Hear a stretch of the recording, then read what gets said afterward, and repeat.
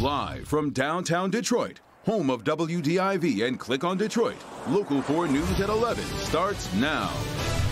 The investigation into sex assaults on the campus of Eastern Michigan University is growing, with new victims coming forward.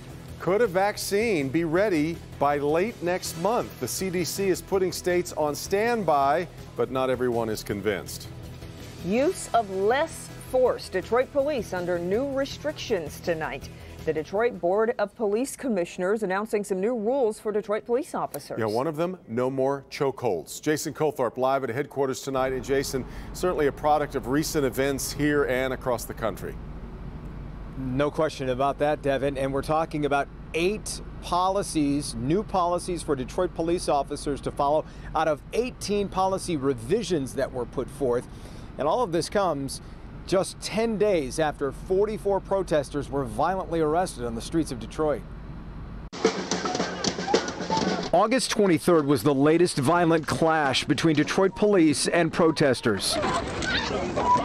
Several people were injured, including this protester, Naya. And you can see him just come up and just basically sucker punch me. He says he'd moved out of the street to the sidewalk as he was instructed when this video shows he was blindsided by an officer at full speed. When they did that, it cut my face so bad that I had to get stitches. All I could feel was a knee going into my hand repeatedly, just chooch, chooch, chooch.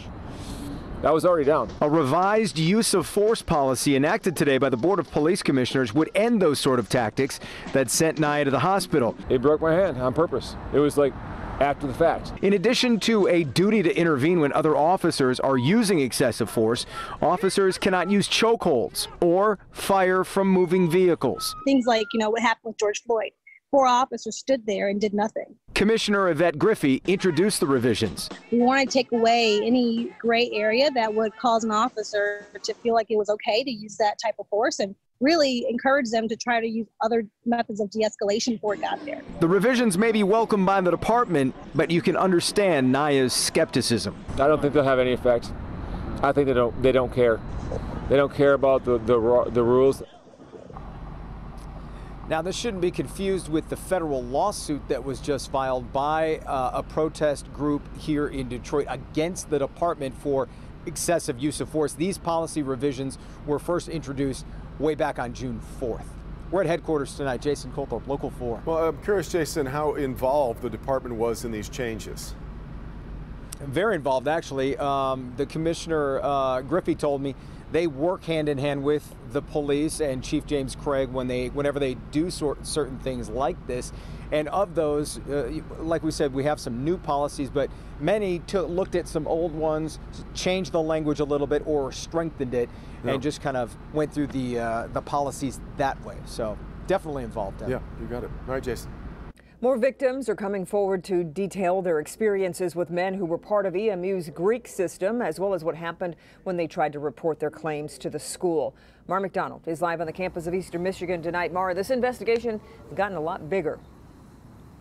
It sure has, Kimberly. Sources are telling us that more alleged victims are coming forward, and I want to be clear about some things as we move ahead with this. So far, everybody involved in this case was, at the time, a student here at Eastern Michigan. However, these alleged assaults are supposed to have happened not on campus, but off campus at places like fraternity houses and other residences. So far, this investigation has seen 2 men charged. Both have since graduated.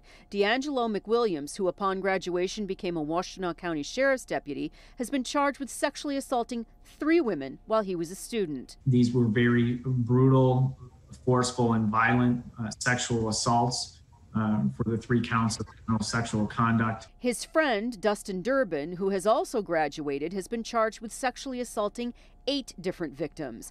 The 2 friends were both members of EMU's Greek system but belonged to different fraternities. Tonight, more alleged victims are coming forward, and there is the potential of further charges. The alleged assaults date back from 2014 to 2018. The university, for its part, has said in the McWilliams and Durbin cases they had no victim come forward to their Title IX office or public safety who wished to proceed with a formal investigation. But the university says it's doing an exhaustive review of what did come into that office. office. The case broke open when a single victim instead went to the Ypsilanti Police Department, and then others followed. And now the number of alleged victims is well into the double digits. Back here live, this investigation has sparked something on this campus. Right now, students have started a change.org petition asking this university to hire a full-time staffer for what they refer to as fraternity and sorority life, so that there would be a person in the administration here who they say they would feel comfortable in coming to and discussing these kinds of issues. We're live in Ypsilanti on the campus of EMU tonight. I'm Mara McDonald. Back to you. Okay, Mara. Today, the state reporting 524 new cases of coronavirus, and sadly, we've lost another 14 people to COVID. Today, Dr. Deborah Birx visited Metro Detroit and met with Governor Whitmer. Birx is, of course, the coordinator of the White House Coronavirus Task Force, and said today, while overall the numbers are down here in Michigan, we're still not out of the woods yet. Today's big headlines. The CDC has told public health officials around the country to prepare to distribute a potential coronavirus vaccine as soon as next month.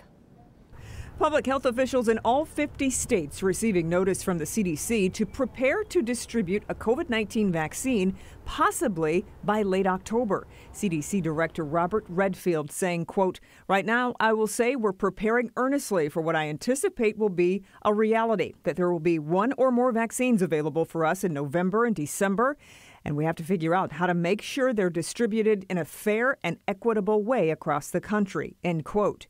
Meanwhile, COVID is striking schools hard across the nation.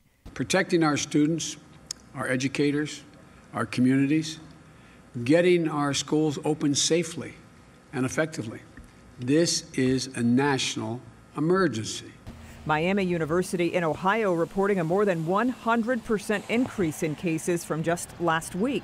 And Gettysburg College in Pennsylvania now requiring all students to quarantine after some students tested positive. Managing a pandemic on campus can be a unique situation. As for when a vaccine could be ready, tonight the director of the National Institutes for Health said it would unlikely one would be ready by next month. Well, here in Michigan, Governor Whitmer held a briefing today, and while nothing was announced today, confirmed a decision is coming soon regarding gyms and team sports.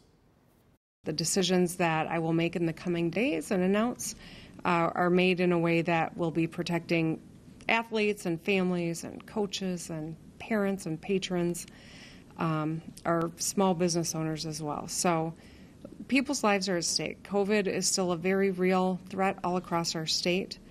I will continue to treat it like that. And so for now, I want everyone to know that I will have more to say on this topic very soon. Meanwhile, tonight, Macomb County Executive Mark Hackel says he is now endorsing a citizens' initiative to strip Governor Whitmer of her emergency powers. Hackel, despite being a Democrat, has been a vocal critic of the governor in recent weeks. Just last week, in fact, called on her to allow each individual county to decide which businesses should be allowed to reopen. Now, as we get closer to November's election, the Secretary of State and the Detroit City Clerk trying to make sure that problems in the recent primaries are not repeated. Absentee ballots were miscounted in more than 70% of precincts in the primary election. So now they're installing more satellite clerk offices and secure ballot drop boxes across Detroit. And roughly 6,000 election workers are being recruited to make sure polling locations are fully staffed. Those workers will be properly trained for the election downtown at Little Caesars Arena.